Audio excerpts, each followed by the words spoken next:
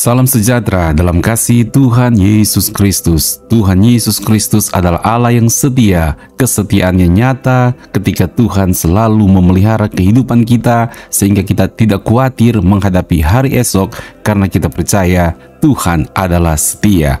Puji Tuhan, kembali Anda mengikuti renungan malam dekat Tuhan yang akan memberkati Anda pada hari ini. Dan tema kita pada saat ini adalah Allah tidak membedakan orang. Sebelum kita merenungkan firman Allah lebih lanjut lagi, mari kita satukan hati, kita berdoa. Bapa Surgawi, pada saat ini biarlah Tuhan berbicara kepada kami, menguatkan dan meneguhkan iman kami, dan kami tetap setia untuk mengiring Tuhan. Di dalam nama Tuhan Yesus Kristus, haleluya, amin. Kita akan merenungkan firman Tuhan di Kisah Para Rasul pasal 10 ayatnya yang ke-34. Lalu mulailah Petrus berbicara, katanya, "Sesungguhnya aku telah mengerti bahwa Allah tidak membedakan orang. Setiap orang dari bangsa manapun yang takut akan Dia dan yang mengamalkan kebenaran berkenan kepadanya." Saudaraku dalam kasih Tuhan Yesus Kristus, ini memang sebuah kisah yang sangat menarik. Bagaimana Tuhan mengubah paradigma Petrus dalam pelayanan. Petrus bergaul dengan Tuhan Yesus Kristus 3,5 tahun. Petrus melihat Yesus Kristus mati di kayu salib untuk menebus dosa umat manusia. Petrus menyaksikan bagaimana Yesus Kristus bangkit dari antara orang mati pada hari yang ketiga. Petrus juga melihat bagaimana Yesus tiba-tiba terangkat ke sorga. Dan Petrus juga mengalami janji Bapa, di mana di hari Pentakosta Petrus mengalami apa yang dimaksud dengan baptisan Roh Kudus. Bahkan Petrus berkhotbah, dan sekali dia berkhotbah 3.000 orang bertobat. Artinya Petrus ini orang yang luar biasa dipakai oleh Tuhan. Dilawat Tuhan luar biasa, menjadi berkat bagi banyak orang, menjadi berkat bagi umat Tuhan, menjadi berkat bagi orang-orang Yahudi yang ada di Yerusalem dan sekitarnya, menjadi berkat bagi orang-orang yang berkumpul dari seluruh penjuru dunia yang datang di hari Pentakosta untuk merayakan akan Tuhan. Namun saudaraku, dia perlu untuk mengalami paradigma yang baru dari cara berpikir yang lama. Dan Tuhan memberikannya penglihatan kepada Petrus sehingga Petrus memahami apa yang dimaksud dengan kasih Tuhan. Bukankah Tuhan pernah berkata kepada Petrus setelah Yesus Kristus bangkit dari antara orang mati, Yesus melakukan suatu komunikasi yang luar biasa dengan Petrus dan murid-murid. "Petrus, apakah engkau mengasihi aku?" "Iya Tuhan." "Kalau begitu, gembalakanlah domba-dombaku." Jadi saudaraku, di sini kita melihat bahwa paradigma Petrus dibukakan, bahwa Tuhan mengasihi segala bangsa lewat penglihatan yang Petrus saksikan sendiri. Ketika dia lagi berdoa, dia mendapatkan penglihatan petunjuk dari Tuhan bahwa Tuhan bukan hanya mengasihi orang Yahudi, tapi orang non-Yahudi juga dikasihi oleh Tuhan. Bahkan untuk mempertegas paradigma Petrus supaya berubah, Tuhan Yesus menyuruh agar Kornelius, orang perwira, mengutus 3 orang menjemput Petrus di Yapo untuk bertemu dengan Kornelius.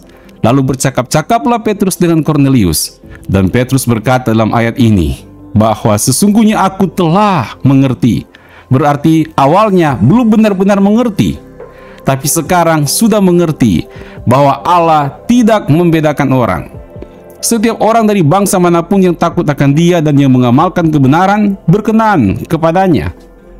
Saudaraku, ini pelajaran juga bagi kita sebagai anak-anak Tuhan. Dengan lama kita mengiring Tuhan, mengikut Tuhan, boleh jadi masih ada cara pandang yang lama yang harus dibukakan oleh Tuhan untuk diganti dengan cara pandang yang baru. Termasuk seperti Petrus, cara pandang yang lama dia tentang siapa yang harus dikasihi dan digembalakan, dibukakan Tuhan secara luar biasa. Kita juga sebagai anak-anak Tuhan, mari kita merendahkan diri di kaki Tuhan.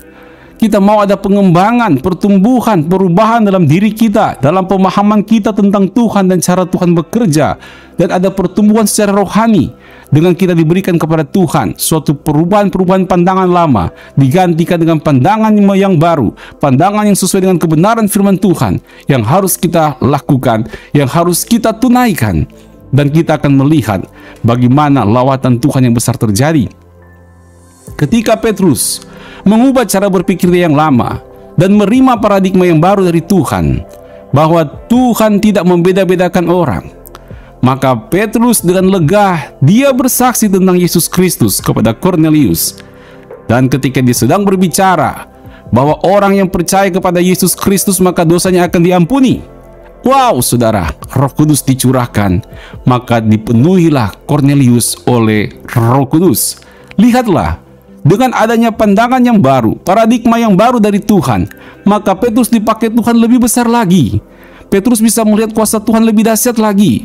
Petrus bisa mengalami lawatan Tuhan lebih dan lebih lagi. Saya sangat percaya ketika kita membukakan diri di hadapan Tuhan, menerima cara pandang Tuhan, tuntunan Tuhan dalam kehidupan kita, maka kita akan melihat sendiri bagaimana kuasa Tuhan bekerja lebih dan lebih lagi dalam kehidupan Anda, bagaimana pertolongan Tuhan akan nyata lebih dan lebih lagi dalam kehidupan Anda, bagaimana pemulihan demi pemulihan akan terjadi lebih dan lebih lagi bagi kehidupan Anda, lingkungan Anda, keluarga Anda, dan masa depan Anda. Itulah yang terjadi di dalam pelayanan Petrus. Petrus alami sendiri apa yang dia percayai. Petrus mengalami sendiri apa yang dia imani dari cara pandang dia yang berubah. Karena lawatan Tuhan yang luar biasa ini, saudaraku, di sini diajarkan bahwa Allah tidak membedakan orang. Ini satu prinsip yang penting. Jadi siapapun juga dia, Tuhan tidak pernah membedakan.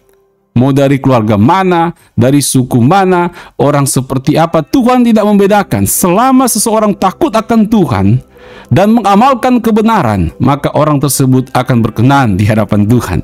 Saya percaya juga prinsip yang sama berlaku dalam kehidupan kita. Mari kita setia kepada Tuhan. Kita hidup takut akan Tuhan. Dan kita betul-betul bukan sekadar takut akan Tuhan karena perkataan kita bahwa kita takut akan Tuhan, tapi kita mengamalkan kebenaran tersebut dalam kehidupan kita sehari-hari. Dan percayalah, engkau akan melihat Tuhan akan bekerja lebih dahsyat lagi di dalam kehidupan kita. Puji Tuhan, Tuhan Yesus memberkati. Mari kita berdoa. Bapa, tolong kami, Tuhan jamah kami, Tuhan ubah banyak hal yang harus diubahkan dari cara kami berpikir, cara kami mengenal, cara kami memahami tentang Tuhan.